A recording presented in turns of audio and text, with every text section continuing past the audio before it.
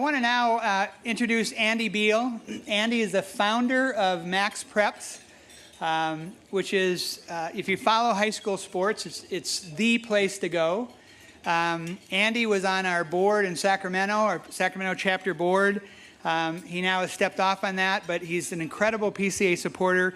To give you a sense of what Max Preps did for us as the presenting sponsor of our Double O Coach Awards, last year we had our highest number of nominations for the award ever. We had 492. This year we were at about 400, and we got this relationship with Max Prep, I think around the 1st of December, 1 month before the end of the time. We ended up with more than 1,700, from 492 to 1,700 nominations. Max Prep sent out a million emails to their folks about this. When you went to Max Preps during that month, you go to whatever page, whatever high school, whatever sport, at the top of that page it said, let's say Coach Jones is a field hockey coach. It said, nominate Coach Jones for the Double Go Coach Award. Amazing partnership, and Andy, just so grateful to you. Come on up.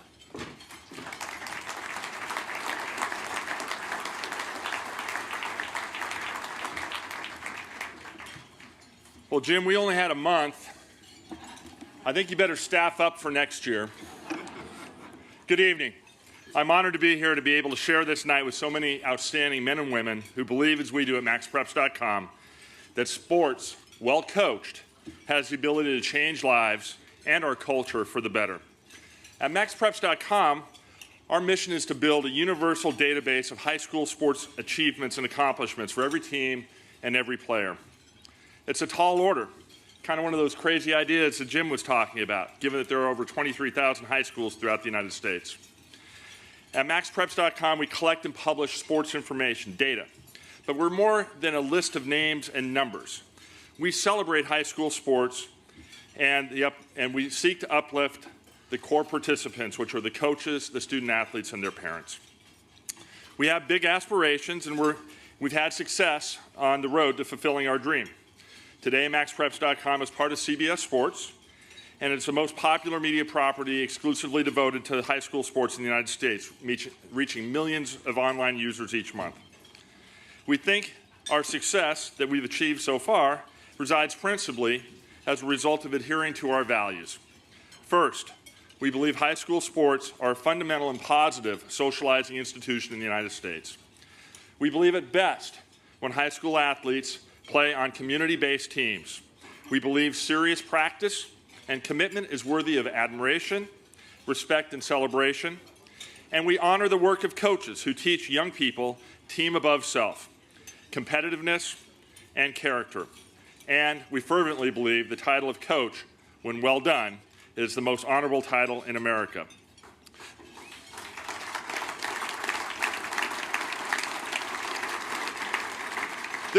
This last value explains why the partnership between PCA and Max Preps feels so right. We share that common belief that coaches matter a lot. We admire Jim Thompson's creation, and we believe what he believes, and we are committed to the mission of the organization that he founded. The Positive Coaching Alliance, and in particular the Double Go Coach, is in perfect alignment with Max Preps' values. Through our efforts this year, as Jim mentioned, Max Preps and PCA were able to deliver the Double Go Coach message to more communities than ever. And our efforts paid off with a 350% increase in the number of communities who nominated coaches for this prestigious award. And like I said, Jim, we're just getting started.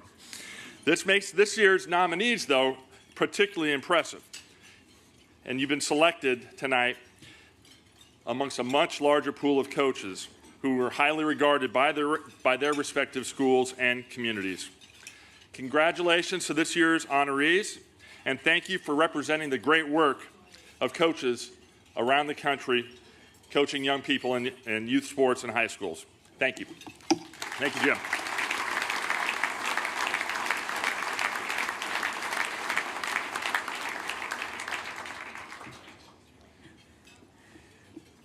Thank you, Andy. That's very, very well said about coaching. I think we have a college app recommendation letter here. That's what that sounded like to me. It's amazing. That brought back memories because my son had a football coach that did that for him in high school, and it became his college. I was not kidding. It became one of his college rec letters, so you should be very flattered by that. Proud mom. Very good. All right.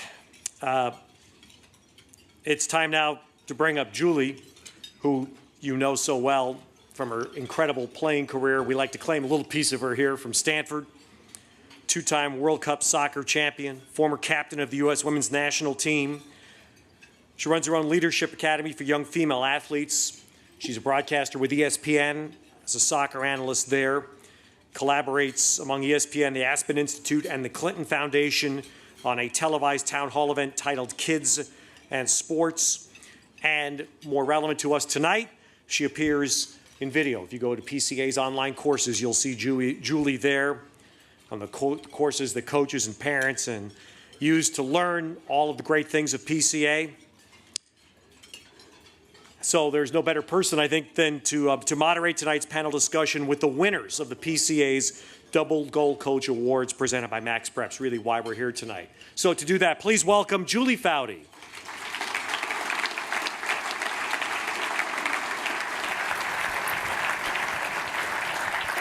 Thank you, Ted. Hi, how are you? Good to see you. Good to see you. Wow, this is awesome. How cool is this? Ted, I think we're in the wrong profession, by the way. I've been reading through all the coaches' nominations. I did not read through 1,700 of them, but I've been reading through the coaches' nominations from tonight and was talking to my friend Heather and Steve Buddy, who are here tonight, local friends from Stanford, last night, and I was like getting teary as I was reading them, thinking, I want to be a coach. I'm in the wrong profession. So this is a great honor because I get to not only introduce you to 4 of our double goal coach award winners tonight, I also get to interview them for about 5 hours, if that's okay, because they have a lot to share, and especially talking about 2 of the things, which is why it's called the Double Goal Coach Award, which I think was stated earlier, but is worth repeating. 1, winning, which is I'm talking to Tina often about, and Jim here at Positive Coach Alliance. They said, you know, winning actually is important to us too. They just think we're an organization that doesn't care about winning and that we just be nice to everyone. But we do care about winning. We're competitive people. So the winning side of it, which we coaches, you coaches know very well, is very important. But more importantly, the fact that they're teaching kids these life lessons and leadership skills that they're going to carry on with them for the rest of their life. So we're going to talk about that tonight because, as you know, as we often hear in the headlines, negative stories. I'll give you a couple examples that come to mind from this year. The Miami Dolphins, maybe. You might have heard about it. It was out there for a long time in the news cycle. There was a big Wall Street Journal article about the decreasing number of youth participating in sports for a variety of reasons, most of them not positive, but that's been a big issue as well. And one of my Stanford alum, you might have seen the post-game outburst that happened and was in our ESPN news cycle for about 3 months. So unfortunately, those grab the headlines. We hear lots about that, but we're not hearing the positive side. And so what we're going to do tonight is we're going to talk to these 4 award winners about how they motivate kids, what they say to kids, and why their coaching so matters. So without further ado, let's meet these coaches. We're first going to show a video, and then we're going to meet them live and in person on the stage. So our first video tonight is Renee Ayala, head soccer coach at Sir Francis Drake High School in San Anselmo, California. This is my 3rd year with him, and it's just like a lot more than just soccer. I've been playing with him for 2 years, but my brother was on his team. I always said, even before he was my coach, that he was one of the biggest role models in my life after my parents. He taught me a lot about not just what it's like to be a player and, you know, how to gain skills as a soccer player, but also as a person. Good, well done. Way to be composed, Juliet. When you're coaching high school, you have almost a fiduciary responsibility to look after the entire player. So that is what comes first to us, their student athletes, their well-being. And so we take that off the field. He runs classroom practices, which are a bunch of bonding and brotherhood-like activities. Everybody will have a turn to speak about what they feel their goals should be, the goals of the team for the season, their personal goals. And that's important. I've never been on a team where we've done anything like that. Normally it's strictly on the field, and he takes his time out of his own day to like really focus on our own relationships. We can either say, okay, we're going to take our knocks this year, we're going to be, one of those teams that's going to make strides and, make mistakes and learn from them, or we're going to say, you know what, we're good enough now, and we're going to do what's necessary to reach our potential now and try to win now and compete. I don't know what you're thinking, so I'll be interested to see what's on the board so that we can move forward. I want to know where you guys are at as far as where you want this team to go. He's making them think about the big picture and bringing them into the decision making. We have a ton of input on what goes on, and it's not just like the hierarchy. It's like all of us are together and we all grow from each other. Players need to feel the coach believes in them, and it's taking the time to think about what they need, can relate to them, and I think he does that really, really well.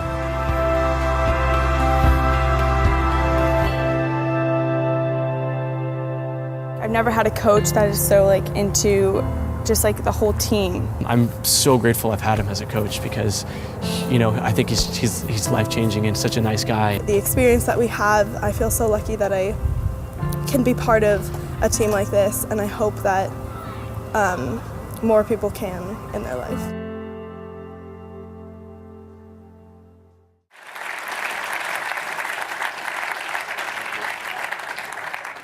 That's awesome. Thank you so much. Yes, there you go. Appreciate it. Thank you. Congratulations. Here, I think we want to do a photo.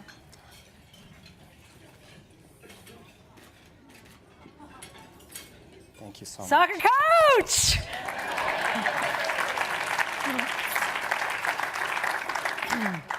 Our second video features Vanessa Bernard of Grace Academy, high school volleyball and Elite E volleyball club in Georgetown, Texas.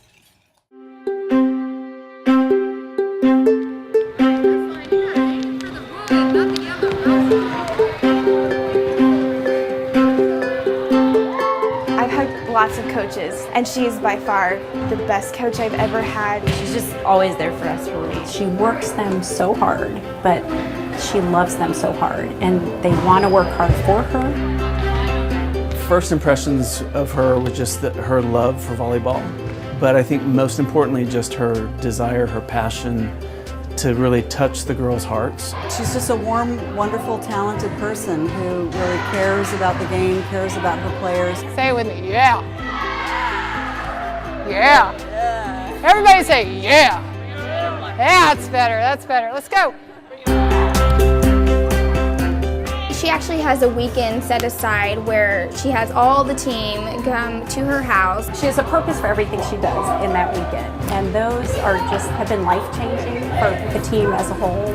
We all have to give her our phones, so we're not on our phones the whole time, and we have to really get to know each other as friends and as people, so that way, like when we're on the court, we're a team and we're really a family instead of just random people playing a sport together.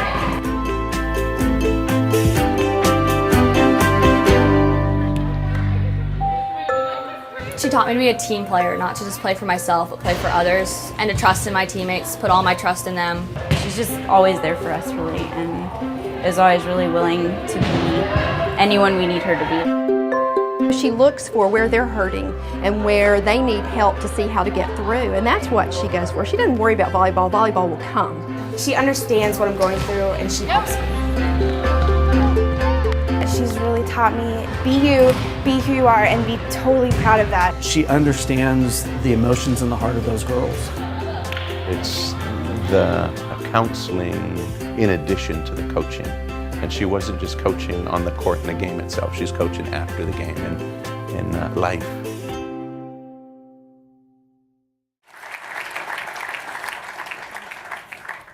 Really should show those videos afterwards. Thank you very, very much. So congratulations. Thank you. Quick pick. Oh, no. Right here. Come on, Sorry, Vanessa. I'm all teary. I love it. can't Don't we give you see. Kleenex? I love my girls. Thank you. Stay up. Sit down. Oh my God. Don't leave, Vanessa. Stay up here, sister. Remember, I got to grill you for 5 hours. Our third video features Bob Baxter of Menlo Atherton, you might have heard of it, Little League in Menlo Park, California.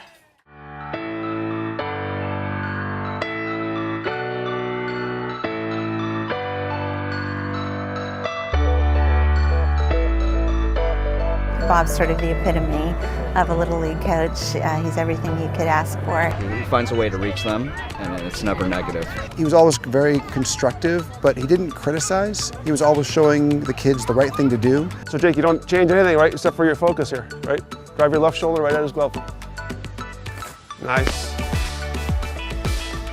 What you see with Bob is they understand that all kids aren't the same. And they're going to develop at different trajectories, but also more importantly, they have different personality characteristics. He always gave me opportunities, and he gave everyone else opportunities to pitch or whatever position they do. He always finds a way to get them there. I think he's encouraging kids to take chances, but in a way that people know he's very positive, very supportive. He really wanted to let each kid know that he believed in them, and you could tell he just took the extra time to help each kid reach their own potential. Bob never went negative. It was always, how can I make this a learning moment and an enjoyable learning moment? He highlights whatever a kid does well and really makes them feel good about it. So I think every kid walks away with feeling like they got better at something. The kids would sometimes fail to realize how much they had progressed until he pointed it out. So he really helped them raise their own expectations of themselves. He just wanted the kids to love baseball as much as he loved baseball, so it was very contagious. Late in the season, there was one team that could beat us, but they were always stealing as many bases as they could. And one of the parents went up to Bob and said, why don't we do the same thing? Bob's like, we could, but next year when they play majors, that's not how the game is played. The catchers are bigger, faster, stronger. So I could teach them to do that this year, but I really don't want to teach them because that's the wrong way to teach the game of baseball. Bob instills a sense that it's one community and that we should all be equally supportive of each other. This team, I think it's a really solid team. They lost their first 3 games. And the kids take that very personally. Well, they won their first game on Tuesday night. And after the game, Bob says, guys, it's a great win tonight, but I loved you guys when we were 0-3. It doesn't make any difference. Congratulations. Thank you. Congratulations.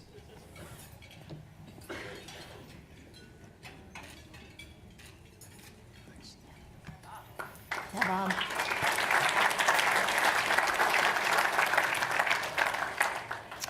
And our fourth and final video features a high school football coach visiting us all the way from Dudley, Massachusetts, which I'm sure he's ecstatic about, to get out of that cold, although I heard it was 70 degrees there today. Chris Lindstrom. Count on 3. 1, 2, 3. Okay, D-line, let's go. D-backs, linebackers, let's go on a hop, tackling. I think if I had to pick one word to describe him, it would probably be compassionate. He's a class act. He's an encouraging person. He cares a lot about his kids. He motivates those kids like nobody else. Coach Lindstrom is an excellent coach, knows football inside and out. The sport's been very good to him. You know, he's been around it his whole life, and he's had much success in it at every level. But more important, he has this ability to be able to transcend the Friday night lights and teach the lessons of life that the young men that are on his team are fortunate enough to take away for their lifetime.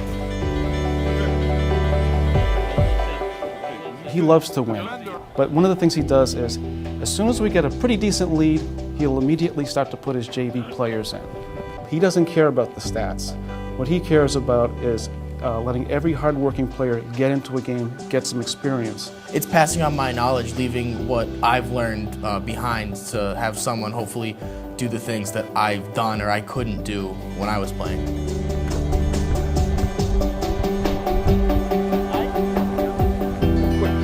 coach is intense, but he's also intense in terms of his commitment to these kids. He gives them everything he has. He respects them and treats them like his own kids.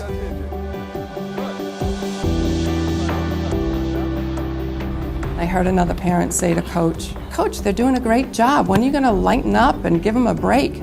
And he stopped dead in his tracks and he said, "With all due respect, never."